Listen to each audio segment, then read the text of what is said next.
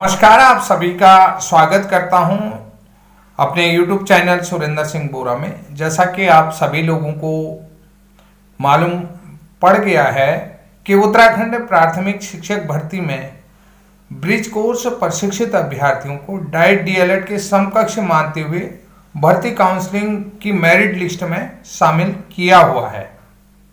अभी मैं इस वीडियो के माध्यम से ये नहीं कह रहा हूँ कि उनकी वैधता तय हो चुकी है, वो जो है कि प्राइमरी के लिए एलिजिबल है, ये नहीं कह रहा हूँ।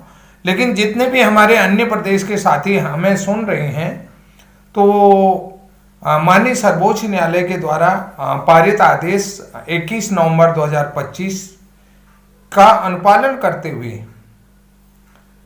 उत्तराखंड प्राथमिक शिक्षक भर्ती का जो विज्ञापन निकला था, जो विज्ञप्ति निकली थी, उसमें आवेदन करने को लेकर उत्तराखंड ब्रिज कोर्स प्रशिक्षितों की तरफ से माननीय सर्वोच्च न्यायालय में आईए के माध्यम से इंटरिम रिलीफ के लिए गुजारिश की गई थी। उसी इंटरिम रिलीफ के माध्यम से उत्तराखंड प्राथमिक शिक्षक भर्ती में ब्रिज कोर्स प्रशिक्षित अभ्यर्थियों को काउंसलिंग मेरिट प्रक्रिया में शामिल किया गया है। 12 जनवरी को माननीय सर्वोच्च न्यायालय के आदेशानुसार उत्तराखंड प्राथमिक शिक्षक भर्ती में इन अभ्यर्थियों की काउंसलिंग प्रक्रिया शुरू हो रही है।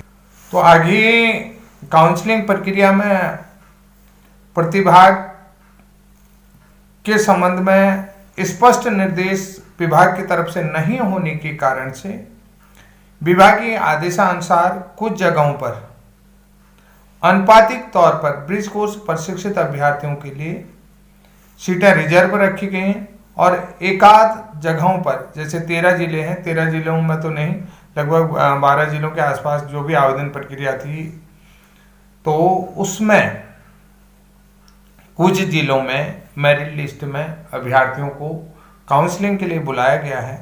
ये एक अच्छी खबर है और अन्य राज्यों के ब्रिज कोर्स प्रशिक्षित अभ्यर्थियों के लिए भी अच्छी खबर है। और उत्तर प्रदेश के 69,000 शिक्षक भर्ती में उन ब्रिज कोर्सों अभ्यर्थियों के लिए बहुत अच्छी खबर है जिन लोगों से शपथ पत्र लिखा जा, अंडरटेकिंग सर्टिफिकेट भरवाया जा रहा है कि वो अनट्रेंड है, यानी कि अंडरटेकिंग सर्टिफिकेट उनसे भरवाया जा रहा है कि वो अनट्रेंड है, या शपथ पत्र लिया जा रहा है कि वो अप्रशिक्षित है। और एनसीटी का गजट नोटिफिकेशन 2018 के अनुसार जो है कि 11 नवंबर 2023 से पहले प्राथमिक शिक्षक के रूप में उनकी नियुक्ति हुई है और वो अभी अनट्रेंड है। उन्होंने किसी भी प्रकार का ट्रेंड जो है कि अनट्रेंड टीचर ट्रेनिंग नहीं की है, यानी कि प्रशिक्षित होने के लिए जो मिनिमम क्वालिफिकेशन के लिए किसी भी प्रकार की प्रशिक्षण नहीं लिया है। इस तरीके का उनसे अंडरटेकिंग लिया जा रहा है, तो ये काफ़ी दुर्भाग्य है। तो कहीं न कहीं ये भी महत्वपूर्ण होता है उन अभ्यर्थियों के केस के लिए भी कि उत्तराखंड प्राथमिक शिक्षक भर्ती में इन लोगों को भर्ती मेरिट प्रक्रिया में शामिल किया गया समकक्ष बीटीसी के या डीएलएड के मानते हुए।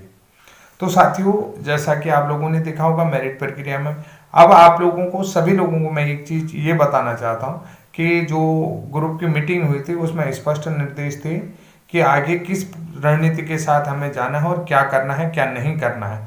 क्योंकि कुछ जगह 169 सीटें रिजर्व रखने की बात आ रही है अनुपातिक तौर पर, तो वो प्रक्रिया भी आप लोगों के लिए स्पष्ट निर्देश है। तो आगे जो मेरिट प्रोसेस है कि अभी एक तरीके की मेरिट ब्रिज कोर्स की नहीं बनी है, 2-3 डिस्ट्रिक्टों में जहाँ भी काउंसलिंग के लिए बुलाया है वहाँ पर अलग अलग प्रक्रिया के हिसाब से मेरिट बनी है। तो ये भी आगे देखना है कि मेरिट कहाँ पर तय होती है और किस आधार पर तय होती है, ये बेहतर जानकारी है। और दूसरी चीज़, एक चीज़ मैं ये चीज़ कहता हूँ कि जो हमारे ब्रिज कोर्स प्रशिक्षित अभ्यर्थी राज्य के हैं या अन्य लोग हैं कि जो आउट ऑफ कोर्ट हैं, तो उन लोगों से भी मैं ये कहूँगा कि आप संयम बरतें। संयम के अनुसार ही अपने जैसे जैसे प्रक्रिया होगी तो आप लोगों के लिए भी रास्ते खुलेंगे और निश्चित रूप से खुलेंगे। और आगे भी बहुत सारे लोग कह रहे थे कि हमें भर्ती काउंसलिंग प्रक्रिया में जाना चाहिए, नहीं जाना चाहिए। ये तो डिसीजन आपकी स्वेच्छा पर है कि आपको जाना चाहिए, नहीं जाना चाहिए। जहाँ तक हमारे जो पिटिशनर हैं 169, वो तो कोई भी काउंसलिंग प्रक्रिया में शामिल नहीं हुए, क्योंकि स्पष्ट डायरेक्ट जो निर्देश है कि उसमें अनुपातिक तौर पर रिजर्व रखने की बात का आदेश मिला हुआ है। अब कुछ जगहों पर नाम आ गया है तो वहां पर हमने अपने स्तर से टेलीफोनिक रूप से भी बातचीत कर लिया है, जिसमें हमारे अध्यक्ष राणा जी की महत्वपूर्ण भूमिका है और पांडे जी की महत्वपूर्ण भूमिका है। तो इसलिए जो है कि आगे की प्रक्रिया के लिए आप जो है कि कोर कमेटी के ग्रुप से जुड़े रहें, और जब भी मीटिंग होती है तो उस मीटिंग में आप लोग अपना पार्टिसिपेट करें और अपना जो भी आपका सुझाव उस सुझाव को भी दें। उसी सुझाव के साथ ही हम लोग आगे बढ़ेंगे और नियत प्रक्रिया जो भी हमारी आगे की होगी वो आप लोगों के सुझाव के साथ ही बढ़ेगी। इसी सुझाव के साथ आगे की रणनीतियां भी और कार्यप्रणाली भी तय होगी कि आगे की रणनीति और कार्यप्रणाली में किस तरीके से आप लोगों का पार्टिसिपेशन होगा। उस पार्टिसिपेशन में मीटिंग में आप सभी लोग जुड़ें, जितने भी 169 लोग हैं, 169 लोगों का पार्टिसिपेशन अनिवार्य है। तो आगे की प्रक्रिया के लिए निश्चित रूप से अगर देखिए मीटिंग में अगर आप लोग नहीं जुड़ पाएंगे तो आपको जो है कि वहाँ पर जो मैसेज का कन्वे होगा वो गलत तरीके से होगा, कि यानी कि यहाँ पर हम एक चीज कहेंगे कि कम्युनिकेशन गैप आप लोगों को देखना पड़ेगा। कम्युनिकेशन गैपिंग के लेकर के मैसेज को लेकर के जो मैसेज का कन्वे है वो कहीं कहीं कम्युनिकेशन गैप में बदल जाएगा। तो इसलिए निवेदन है कि जब भी मीटिंग होती है ग्रुप की या कोर कमेटी की, तो उस मीटिंग में आप लोग पार्टिसिपेट करने का जिस तरीके से आप लोगों की पार्टिसिपेशन एलिजिबिलिटी तय हुई है उसी आधार पर आप लोग अपने पार्टिसिपेशन एलिजिबिलिटी के आधार पर ही अपनी मीटिंग को ज्वाइन करें। तो साथियों आज के लिए इतना ही, तब तक के लिए जय हिंद, जय उत्तराखंड।